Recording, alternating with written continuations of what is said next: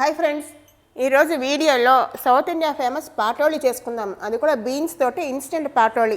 పాటోలి అనగానే శనగపప్పు కానీ కందిపప్పు కానీ నానబెట్టి రుబ్బి చేయాలి. దానికి చాలా టైం పడుతుంది. ఇది ఇన్స్టెంట్గా ఎలా చేసుకోవచ్చో ఏమేమి కావాలో ఇప్పుడు చూద్దాము. ఈ ఇన్స్టెంట్ పాటోలి టేస్ట్ చాలా బాగుంటుంది.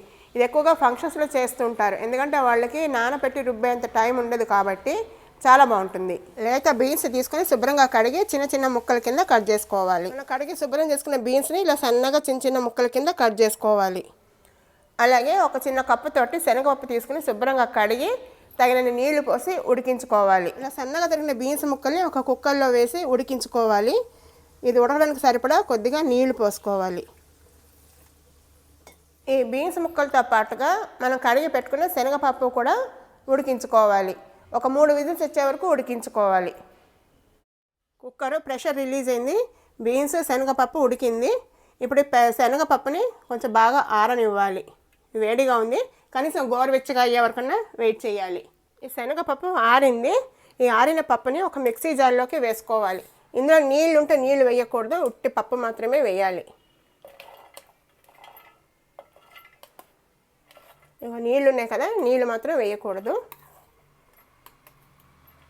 శనగపప్పు తర్వాత కొద్దిగా ఇంగువ, చిన్న ముక్క ఇంగువ వేయాలి. ఇంగువ తర్వాత కారానికి సరిపడా మిరపకాయలు, ఇది నార్మల్ మిరపకాయలు నేను 3 వేసాను. తర్వాత కొద్దిగా జీలకర్ర, ఇది ఒక 1/2 స్పూన్ ఉంటుంది, వేసి ఇది బరకగా గ్రైండ్ చేసుకోవాలి. మెత్తగా కాదు, ఆపి ఆపి కొంచెం కచ్చాబచ్చాగా దంచుకోవాలి. బీన్స్ కూర చేయడానికి మూకుళ్ళో నూనె వేసి వేడి చేశాను. నూనె వేడెక్కింది. ఇందులో ముందుగా మినపప్పు వేయాలి.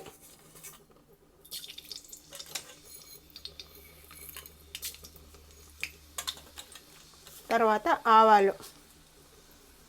ఆవాలు చిటపట్లాడాలి. ఆవాలు చిటపట్లాడి మినపప్పు కూడా వేగిన తర్వాత కరివేపాకు వేయాలి.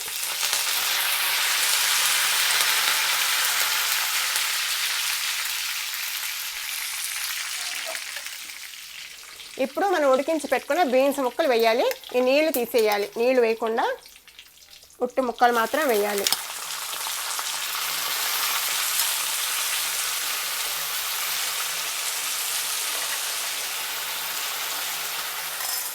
ఇప్పుడు కొద్దిగా పసుపు వేయాలి. ఇప్పుడు రుచికి సరిపడా ఉప్పు వేయాలి. మనం ముక్కలు ఉడికేటప్పుడు కూడా ఉప్పు వేయలేదు, అందుకని ఉప్పు చూసుకొని వేసుకోవాలి. టేస్ట్కి తగ్గట్టుగా వేసుకోవాలి. వేసి బాగా కలపాలి. కలిపి పచ్చి వాసన పోయే వరకు వేయించుకోవాలి. ఒక్కసారి కలుపుదాము.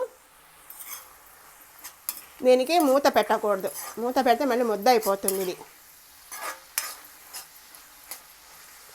ఇలా స్ప్రెడ్ చేసి ఇంకొక 2 నిమిషాలు వేయించుకుందాము. శనగపప్పుని ఆపి ఆపి ఇలాగా పొడి పొడిగా గ్రైండ్ చేసుకోవాలి.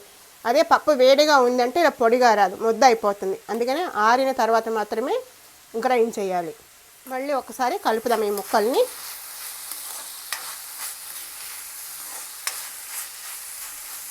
కలిపిన తర్వాత మళ్ళీ ఇలా స్ప్రెడ్ చేసుకుని పైనుంచి మనము గ్రైండ్ చేసుకున్న శనగపప్పుని వేసేయాలి.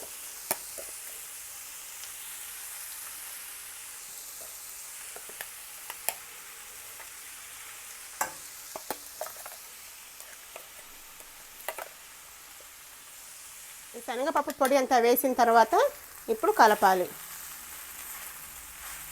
ఈ పొడి మనకి ఎంత కావాలంటే అంతే వేసుకోవచ్చు, ఉంది కదా అని అంతా వేసేయక్కర్లేదు. మనకి బీన్స్ ముక్కలు ఎక్కువ కావాలంటే శనగపప్పు తగ్గించుకోవాలి, లేదంటే శనగపప్పు ఈ 2 సమానంగా కావాలి అంటే ఎంతైనా వేసుకోవచ్చు, మన ఇష్టం. మధ్య మధ్యలో ఒక్కసారి కలుపుతూ ఉండాలి, లేకపోతే కింద అంటుకుంటుంది. ఇంకా మగ్గిపోయింది అనుకుంటే ఇంకా కట్టేయచ్చు. స్టవ్ కట్టేసే ముందు కొబ్బరి తురుము, ఇది ఆప్షనల్ మాత్రమే, కావాలనుకుంటే వేసుకోవచ్చు, లేకపోతే లేదు. కానీ వేస్తే మంచి టేస్ట్ వస్తుంది. కొబ్బరి తురుము కూడా వేసి బాగా కలిపి ఇంకా స్టవ్ కట్టేస్తే సర్వింగ్కి రెడీ.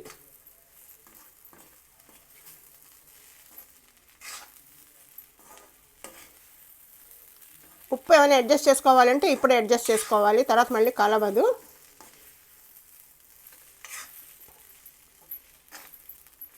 ఇప్పుడు స్టవ్ కట్టేద్దాము. మనకి బీన్స్ కర్రీ సర్వింగ్కి రెడీ అయిపోయింది.